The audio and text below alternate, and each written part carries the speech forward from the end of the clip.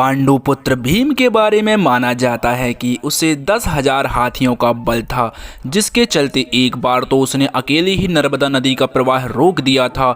लेकिन भीम में 10,000 हाथियों का बल आया कैसे, इसकी कहानी बड़ी ही रोचक है। कौरवों का जन्म हस्तिनापुर में हुआ था, जबकि पांचों पांडवों का जन्म वन में हुआ था। पांडवों के जन्म के कुछ वर्ष पश्चात पांडु का निधन हो गया।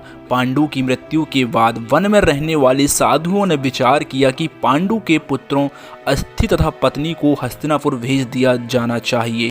इस प्रकार समस्त ऋषिगण हस्तिनापुर आए और उन्होंने पांडु पुत्रों के जन्म और पांडु की मृत्यु के संबंध में पूरी बात भीष्म, धृतराष्ट्र आदि को बताई। भीष्म को जब यह बात पता चली तो उन्होंने कुंती सहित पांचों पांडवों को हस्तिनापुर बुला लिया।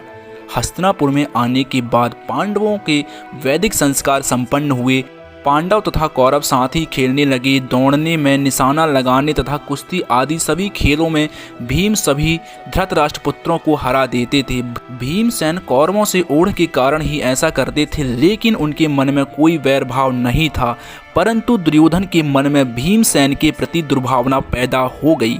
तब उसने उचित अवसर मिलते ही भीम को मारने का विचार किया। दुर्योधन ने एक बार खेलने के लिए गंगा तट पर शिविर लगवाया। उस स्थान का नाम रखा उदक क्रीडन। वहाँ खाने पीने इत्यादि सभी सुविधाएं भी थीं। दुर्योधन ने पांडवों को भी वहाँ बुलाया। एक दिन मौका पाकर दुर्योधन ने भीम के भोजन में विष मिला दिया। विष के असर से जब भीम अचेत हो गए तो दुर्योधन ने दुशासन के साथ मिलकर उसे गंगा में डाल दिया। भीम इसी अवस्था में नागलोक पहुंच गए। वहां सांपों ने भीम को खूब डसा, जिसके प्रभाव से विष का असर कम हो गया। जब भीम को होश आया तो वे सर्पों को मारने लगे। सभी सर्प डरकर नागराज वासुकी के पास गए और पूरी बात बताई। तब वासुकी स्वयं भीमसेन के पास गए। उनके साथ आर्यक नाग ने भी भीम को पहचान लिया। आर्यक नाग भीम के नाना का नाना था। वह भीम से बड़े प्रेम से मिले। तब आर्यक ने वासुकी से कहा कि भीम को उन कुंडों का रस पीने की आज्ञा दी जाए जिनमें हजारों हाथियों का बल है। वासुकी ने इसकी स्वीकृति दे दी। तब भीम 8 कुंड पीकर एक दिव्य सैया पर सो गए। जब दुर्योधन ने भीम को विष देकर गंगा में फेंक दिया तो उसे बड़ा हर्ष हुआ। शिविर के समाप्त होने पर सभी कौरव व पांडव भीम के बिना ही हस्तिनापुर के लिए रवाना हो गए। पांडवों ने सोचा कि भीम आगे चले गए होंगे।